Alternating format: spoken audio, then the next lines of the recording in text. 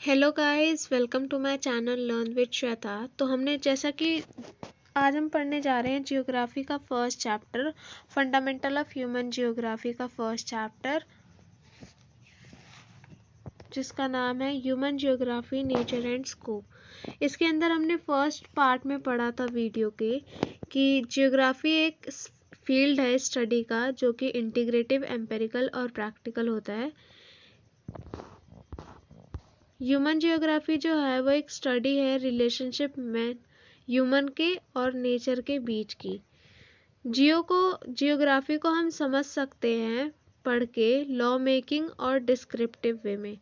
इसके दो अप्रोचेस होते हैं, पहला होता है सिस्टमैटिक अप्रोच और दूसरा होता है रीजनल अप्रोच। फिर हमने कुछ ह्यूमन जियोग्राफी की जो है डेफिनेशंस पढ़ी थी, जिसमें से एक डेफिनेशन मैं आपको बता देती हूँ रेड्जल की, जिसमें कि उन्होंने कहा है human geography is the synthetic study of relationship between human societies and the earth surface. उन्होंने इसमें बोला है कि ह्यूमन जियोग्राफी जो है वो एक सिंथेटिक स्टडी है किसके बीच के रिलेशनशिप में, अर्थ सरफेस और सोसाइटी के रिलेशनशिप के बारे में ह्यूमन जियोग्राफी एक स्टडी है। और दूसरा हमने एलएनसी सैंपल का पढ़ा था, उन्होंने भी कुछ इसी तरीके से बोला था कि ये एक रिलेशनशिप है अनरेस्टिंग मैन और अनस्टेबल अर्थ के बीच में। फिर इसके बाद हमने नेचर ऑफ ह्यूमन जियोग्राफी पढ़ा था, जिसमें कि हमने पढ़ा था कि ह्यूमन जियोग्राफी एक इंटर रिलेशनशिप है फिजिकल एनवायरनमेंट और सोशो कल्चरल एनवायरनमेंट के बीच की, जो कि इंसानों के द्वारा बनाई गई है। फिर इसके फिजिकल एलिमेंट्स कुछ होते हैं जैसे कि land, water, soil, climate, vegetation, fauna. और कल्चरल एलिमेंट्स होते हैं ट्रांसपोर्ट, कम्युनिकेशन, सेटलमेंट्स, क्रॉप्स, ये सब। फिर हमने पढ़ा था नेचुरलाइजेशन ऑफ ह्यूमंस। तो इसके अंदर हमने पढ़ा था कि जो इंसान होते हैं वो इंटरैक्ट करते हैं नेचर के साथ, जिससे इनको मदद मिलती है टेक्नोलॉजी को समझने के लिए। ये ज़रूरी नहीं है कि क्या वो चीज़ बना रहे हैं, बल्कि ये ज़रूरी है कि किस चीज़ का इस्तेमाल करके कोई चीज़ बनाई जा रही है। टेक्नोलॉजी जो है वो इंडिकेट करता है लेवल ऑफ कल्चरल डेवलपमेंट किसी सोसाइटी का, और टेक्नोलॉजी जितनी अच्छे से हम समझ पाएंगे नेचर को, उतनी अच्छी टेक्नोलॉजी हम क्रिएट कर पाएंगे। इसके बाद हमने पढ़ा था इसके कुछ एग्जाम्पल्स, जैसे कि फ्रिक्शन को समझ के हम हीट की मदद से हमने फायर को डिस्कवर करा, और दूसरा डीएनए को समझ के हमने डिजीज़ को कैसे हम ख़त्म कर सकते हैं, या फिर प्रिकॉशंस जो होते हैं उसके, वो हमने समझना शुरू करा बाय अंडरस्टैंडिंग द नेचर। तीसरी हमने चीज़ इसमें देखी थी कि जो थर्मोडायनेमिक्स होता है, इसकी मदद से हमने फास्ट प्लेन्स बनाए। और फोर्थ चीज़ इसमें आती है कि जो नेचर है वो बहुत ही इम्पॉर्टेंट, एक महत्वपूर्ण रोल निभाता है टेक्नोलॉजी को डेवलप करने के लिए। इसके बाद हमने एनवायरमेंटल डिटर्मिनिज्म की डेफिनेशन पढ़ी थी, जिसके अंदर हमने पढ़ा था कि एक इंटरैक्शन है प्रिमिटिव ह्यूमन सोसाइटी के बीच में और नेचर के बीच में। तो environmental determinism is the interaction between the primitive human society and the nature is called environmental determinism। इसके बाद आज हम पढ़ने जा रहे हैं humanization of nature। आइए अब देखते हैं humanization of nature के अंदर क्या होता है। पहले के समय में इसमें बोला गया है with the development of technology people understood the nature well। जैसे जैसे टेक्नोलॉजी डेवलप होती गई, वैसे वैसे लोग जो है नेचर को और अच्छे तरीके से समझने लग गए थे।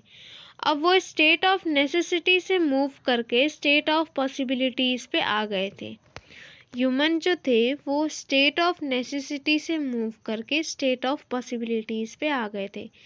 ह्यूमन एक्टिविटीज़ के थ्रू जो है कल्चरल लैंडस्केप बनाए गए, इसे हम पॉसिबिलिज्म कहते हैं। तो हम पॉसिबिलिज्म की डेफिनेशन लिख सकते हैं, the interaction between the advance human society and the nature is called possibilism. इसके बाद आता है नियो डिटर्मिनिज्म, जिसको हम स्टॉप एंड गो डिटर्मिनिज्म भी कहते हैं। ये जो है इंट्रोड्यूस करा गया था थॉमस ग्रिफिथ टेलर ने, जिसको हम नियो डिटर्मिनिज्म या फिर स्टॉप एंड गो डिटर्मिनिज्म कहते हैं। ये कॉन्सेप्ट जो है वो शो करता है एक मिडल पाथ एनवायरमेंटल डिटर्मिनिज्म के बीच का और पॉसिबिलिज्म के बीच का। ये जो है ये हमें शो करता है मिडल पाथ एनवायरमेंटल डिटर्मिनिज्म और पॉसिबिलिज्म के बीच का। इसके बाद हम इसमें नेक्स्ट चीज़ पढ़ेंगे कि ये जो कॉन्सेप्ट है ये neither situation of absolute necessity है और ना ही एब्सोल्यूट फ्रीडम है। जो ग्रिफिथ टेलर थे उन्होंने इस कॉन्सेप्ट नियो डिटर्मिनिज्म के कॉन्सेप्ट को ट्रैफिक लाइट से रिलेट करा था कि रेड लाइट का मतलब होता है स्टॉप, एम्बर लाइट का मतलब होता है टू गेट सेट और ग्रीन लाइट का मतलब होता है गो। तो जो ग्रिफिथ टेलर हैं उन्होंने इस कॉन्सेप्ट को ट्रैफिक लाइट से रिलेट करा था। ये जो कॉन्सेप्ट है ये हमें बताता है कि हमें रेड सिग्नल का मतलब होता है स्टॉप तो और ग्रीन सिग्नल का मतलब होता है गो। जब तक इसके अंदर हमें बताया गया है कि जब तक हमें नेचर अलाउ नहीं करता अच्छे से उसको यूज़ करने का तब तक हमें नहीं करना चाहिए। जो नियो डिटर्मिनिज्म है वो एक मेंटेन करता है बैलेंस डेवलपमेंट और नेचर के बीच में। इसके बाद है human geography through the corridors of time. इसके अंदर हम स्कूल ऑफ ह्यूमन जियोग्राफी पढ़ेंगे जिसमें कि पहला है वेलफेयर स्कूल, जो कि ये जो है ये कंसर्न होता है सोशल वेलबींग का लोगों के साथ, जिसके अंदर आता है housing, health, education. School of thought जो है या फिर स्कूल ऑफ ह्यूमन जियोग्राफी ये 3 तरीके के होते हैं। पहला है वेलफेयर, दूसरा है रेडिकल और तीसरा है बिहेवियर। तो रेडिकल स्कूल क्या होता है, ये कंसर्न होता है पॉवर्टी, डेप्रिवेशन और सोशल इक्वालिटी से ये रिलेट होता है। और बिहेवियर वाला जो होता है ये इम्पोर्टेंस देता है live experience, perception, space by social categories. अब आइए इसके अंदर हम स्टेजेस पढ़ लेते हैं। पहला है कॉलोनियल, जिसके अंदर आता है अप्रोचेस, एक्सप्लोरेशन एंड डिस्क्रिप्शन। दूसरा है कॉलोनियल, जिसके अंदर अप्रोचेस में आता है रीजनल एनालिसिस। तीसरा है 1930 इंटरवॉर, जिसके अंदर आता है एरियल डिफ्रेंसिएशन। 1950 से लेके 60 तक स्पाशियल ऑर्गेनाइजेशन। 1970 है emergence of humanistic, radical and behaviour school. 1990 में आता है पोस्ट मॉडर्निज्म। एक और बार आप लोग इसे देख लीजिए। इसके बाद आता है fields of human geography. Human geography के फील्ड्स, पहला है सोशल जियोग्राफी, फिर दूसरा है अर्बन जियोग्राफी, तीसरा है पॉलिटिकल जियोग्राफी, चौथा है पॉपुलेशन जियोग्राफी, फिफ्थ है सेटलमेंट जियोग्राफी, सिक्स्थ है eco geography.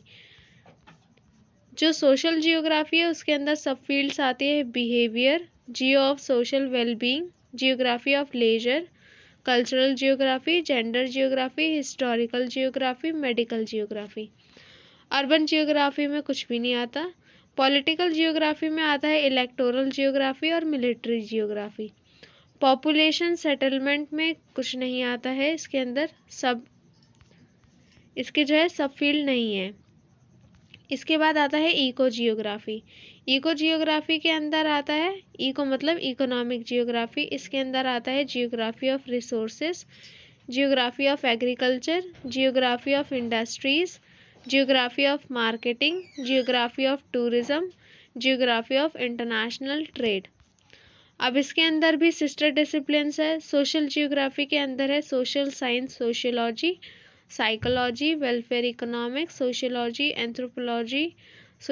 Anthropology, women studies, history और एपिडेमियोलॉजी। इसके बाद आता है अर्बन जियोग्राफी, जिसके अंदर आता है सिस्टर डिसिप्लिन्स में urban studies and planning. Political geography में आता है सिस्टर डिसिप्लिन्स में political science, military science, demography, demography जो है वो पॉपुलेशन जियोग्राफी में आता है। इसके बाद है सेटलमेंट जियोग्राफी, जिसके अंदर आता है अर्बन एंड रूरल प्लानिंग। और इकोनॉमिक जियोग्राफी में आता है economics, resources economics, agricultural economics, industrial economics, agricultural science, business studies, economics, commerce, tourism and travel management और इंटरनेशनल ट्रेड। तो इसी के साथ हमारा चैप्टर यहीं ख़त्म होता है। So guys, thank you for watching my video. If you like this video, please like, comment and subscribe to my channel.